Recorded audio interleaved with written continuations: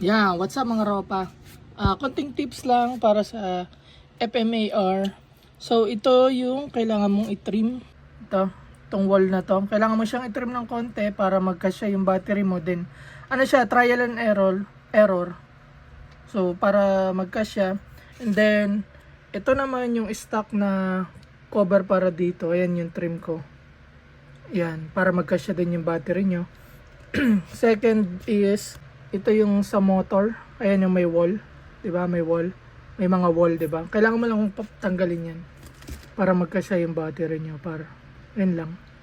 So yun lang ang kailangan nyo mga ropa, para hindi din nagtitwist yung chassis, kasi pagka hindi nyo tinrim yun dito, on this side, yung sa battery compartment, magtitwist yung chassis, so nakatagilid na ganun. Kasi yun yung problema, yung battery compartment. So yun lang. Peace!